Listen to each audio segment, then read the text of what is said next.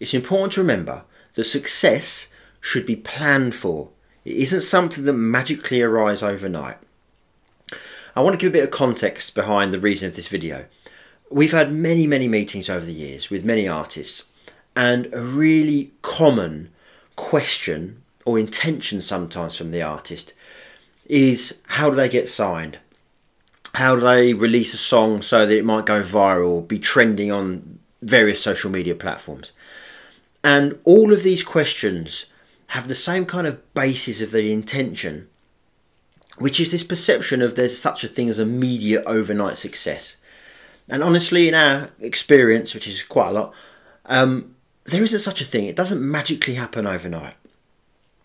So really this video is about how to plan for your success, how to chunk down your dream, your goal, your objective, your ambition into achievable moments and goals that over time, and please let it take time, that over time can help propel you forwards in the pursuit of your success. Now, if we do take that example of, I want a record deal, which is totally valid and viable, by the way, there's different routes to success and there's different mechanisms and frameworks of driving towards that success. And, a major label might be right for one artist, an independent label might be right for another, and no label might be right for many artists. But let's take that as an example. If you want to achieve getting a deal, it's massively unlikely that you'll just send demos, which thousands of artists do. I understand why. Just send a demo and then suddenly the A&R director, manager, vice president, president, whatever they might be, whoever they might be, then replies, oh yeah, brilliant, love your demos, let's sign you. Look, over the years that has happened. It's rare though. That's the equivalent of planning your lottery win in 3 years' time as part of your overall career development in life. Like, who would do that? It doesn't really make sense. So if you're hoping for that to happen, what you're doing is you're relinquishing some control and agency over what you are able to do, what you are able to produce, how you are able to connect, to this ambiguous idea and hope that you might get signed purely off the back of some demos of your music. And that just doesn't make sense. So really it's about having that goal, that dream, that ambition, and make it as big as you want. This video is not about quashing your dreams and hopes and ambitions and all those beautiful things that help drive you forward. Not at all. But this is about understanding that there are steps, a journey, if you will, towards your goal. So take Everest. If it's climbing Mount Everest, you don't just magically appear at the top. You have to take the first step, then you take the 10th step, then the 100th step, then the kilometre. Do you know what I mean? So it really creates and builds a journey of your success. And that's exactly the same thinking, or should be the same thinking, of when you're setting out on your music career, or at least the public part of your music career. So what would come before a record label wanting to sign you? Well, a pretty strong argument would be that you're able to attract that record label. So what would they want to see? They'd want to see an audience. They'd want to see that you were engaged with that audience and changing and migrating them from audience into fans and community. They'd want to see perhaps that you've had some success at DSPs like Spotify, Apple Music, Deezer. There's been some interest there. Perhaps there's been some press that have been engaging with you, some respectable, some highly regarded blogs. Maybe you've had a sync or two. Maybe you've done a tour of your territory. I'm from the UK, so if we concentrate on the UK, maybe you've done a tour of the UK. Maybe you've sold out a dozen shows across a year, something like that.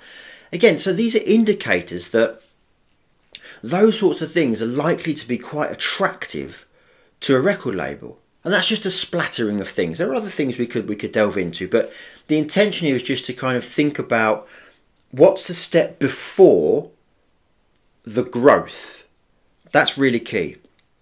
So if you have got that audience, what was the stage before that? Would it have been releasing singles from an EP or 2 or 3? This can take time. It's allowed to take time. Don't rush. Growth is the drive. Growth is the aim. It's not a rival. So what have you done to have grown that audience enough to have been able to tick those things that we mentioned earlier? We mentioned a moment ago. So releasing music. Have you strategically released music in order to build connecting content and messaging and vision and brand, so that the people that are discovering you are starting to come on that journey with you? They're starting to become part of your world, part of your intention and your artistic proposition. So again, that's then being able to allow you to go touring, do other things, and then record label sign.